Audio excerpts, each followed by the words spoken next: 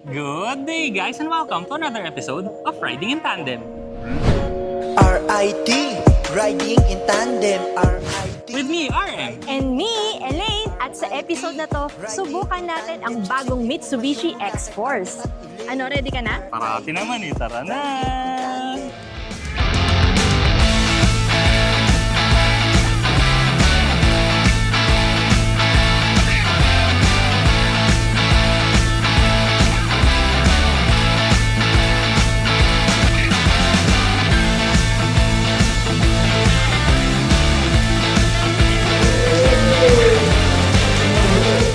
Pasalamat muna tayo sa sponsor ng ating video, ang Ato Sport.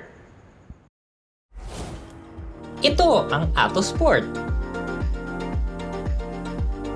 The world's most innovative mobility scooter. Pwedeng itupi. Pwedeng hilahin. Pwedeng paghiwalayin. May leather seats at grips. Illuminated ang LCD dashboard. May mga ilaw for visibility. At pwedeng lagyan ng armrest. Mabilis din itong i-assemble.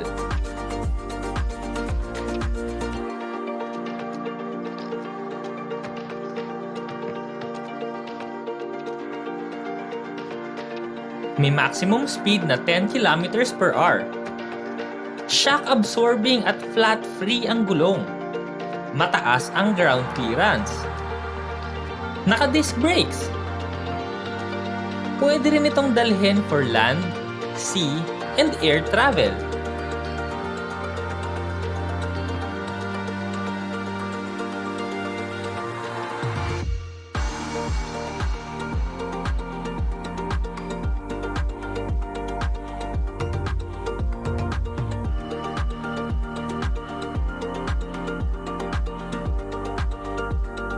More than 20 kilometers na tuloy-tuloy ang kayang puntahan.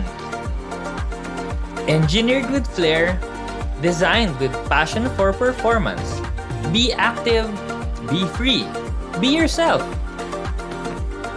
Ato Sport, moving life.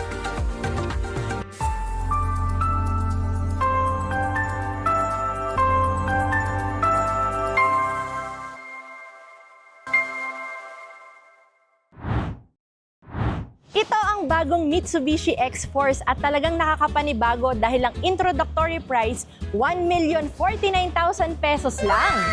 Ano kaya laman nito? Sulit ba? Tara, tingnan natin! Dito sa unahan, dynamic shield ang design.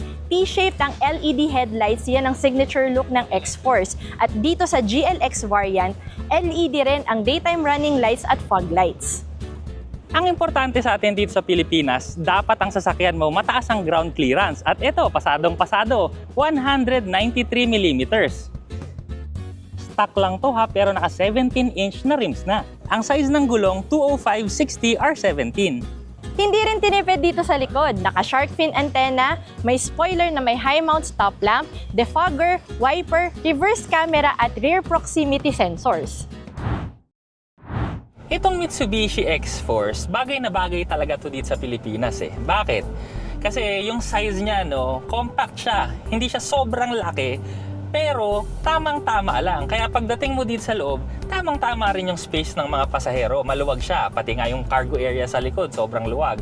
Yung manibela, napakalambot. Yung throttle response nito, yung gas, yung brakes, hindi ka maninibago. Kasi ito yung tamang setup talaga. Wala ka ng driver adjustment. Plus, dahil nga Mitsubishi to, alam nyo naman, no, ang tagal-tagal na ng Mitsubishi sa Pilipinas.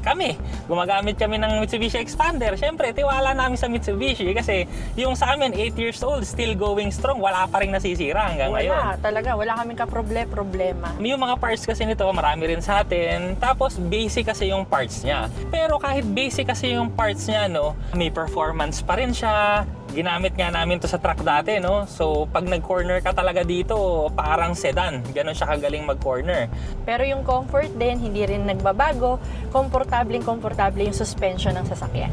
Oh, dito nga, may mga red brick sa kalsada, pero easy lang. I-gas ko lang ng konti. So, konti lang. Subukan lang natin.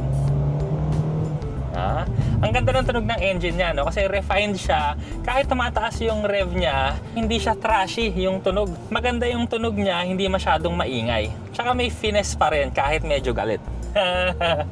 Pagpasok mo dito, no, hindi rin siya tinipid. Hindi mo masasabi na ito yung low-end variant. Dahil may mga ano rin siya mga silver accents, meron ding mga leather finish, tapos etong hard plastic niya, hindi siya yung plain na plastic, meron siyang mga texture na nilagay dito sa gilid. Tsaka yung mga touch points mo kasi, no, leather din. So, agad dito, yung center armrest, yung sidings, yung tinatamaan ng siko mo, naka-leather na siya. At saka napansin ko, ang luwag ng space ko dito sa harap. Kahit maraming mga compartments na inilagay dito, pero yung tuhod ko malayo. Sa connectivity naman, hindi rin to tinipid kasi meron pa rin siyang Android Auto, Apple CarPlay. So, yun lang naman yung importante sa infotainment para sa akin, ha? Oo, yun naman yung madalas nagagamit. At saka syempre, yung controls din ng aircon and saka ng radyo, yun din. 8-inch ang infotainment screen nito, tapos ang instrument cluster naman ay 4.2 inches. Pero meron din tong analog na tachometer sa left side tapos speedometer na analog sa right side. Clear, legible, yun man ang importante. Tsaka yung mga info, pwede mong palit-palitan yung nasa gitna. Etong GLX variant din pala, no, naka-engine start-stop button na rin siya, may auto-hold na rin siya, at saka electronic parking brake na rin yung kasama. Sulit na sulit, no? 1,049,000 pesos. Oo. Pero naka-crossover ka na, mataas, pogi. Actually, ngayon pansinin nyo lang, yung mga subcompact sedan, eto na yung presyo 1 million something Ito 1 million something pa rin, pero Naka-crossover ka na. Mitsubishi pa. Diba? Para ka nag-upgrade, pero yung presyo, kapantay. Parang nag-upgrade nga, pero ang presyo sedan pa rin. Oo. Napakaswabe rin ang transmission nito, no? Kasi CVT siya Walang mga shift shock, hindi uso yung mga ganun talaga pag CVT. Makinis na makinis lang yung andar. At napaka-importante rin dahil nandito tayo sa Pilipinas, dapat malakas yung aircon. At dito, malakas ang aircon sa loob ng X-Force. Kanina kasi, pawis na pawis ako kasi nag-video pa kami dun sa labas Pero ngayon, natuyo na siya. Fresh na ulit. Fresh na ulit kasi nga, ang lamig ng aircon. Yung upo dito sa passenger side, pagka na-testing nyo, medyo mataas yung feel niya. Yung makikita mo na parang nagna 90 degrees yung tuhod mo. Kasi meron tong compartment dito sa ilalim. So may parang drawer siya na hinihila. So pwede nyo lagyan ng bag or pwede nyo lagyan ng sapatos. Siyempre yung mga babae dyan na nag-heels, ayaw nilang mag-drive ng naka-heels. Yung heels ilalagay mo doon. Or yung flat shoes mo na ipapampalit, ilagay mo doon. At saka importante rin dyan sa mataas na upuan, hindi ka mangangawit. Plus, mataas yung vantage point mo. So, yung seating position mo mataas. Kaya, mas malayo yung kita mo. Tapos, yung ilalim ng hood mo, kita mo pa rin ng mas malapit. So, very good talaga yan pag mataas yung upuan. Yung space din sa likod, napakaluwag, no? Kahit 5'8 ako, kasyang-kasya ako doon.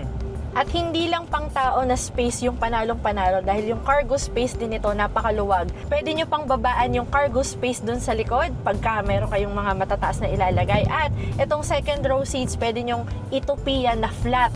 So, malalagay nyo talaga ng maayos yung mga gamit. 40-20-40 folding din yung seats doon sa second row. So, pwede mo siyang gamitin kung saan mo gusto. Kumbaga, diba, pag 60-40, fix 60 yung isang side. So ito, pwedeng mas malaki yung isang side, pwedeng mas malaki yung kabilang side.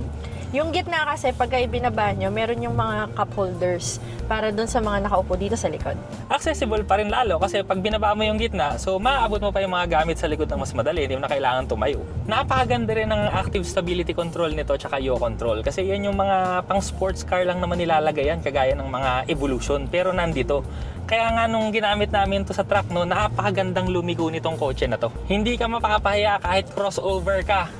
Para siyang sedan talaga. At saka pag dumaan ka doon sa mga maraming liko-liko, stable yung sasakyan mo, hindi ka wawasiwas-iwas. Pagka kunwari, nagpunta ka pa sa mga gravel roads, unpaved roads, maraming mga bato-bato, may undercover din to, so hindi siya basta-bastang matatalsikan ng bato-bato yung makina mo, so safe siya. Mas madaling linisin. Saka nakatulong din yan sa aerodynamics, kasi diretso lang yung flow ng hangin, hindi na siya gumaganon-ganon doon sa loob ng sasakyan.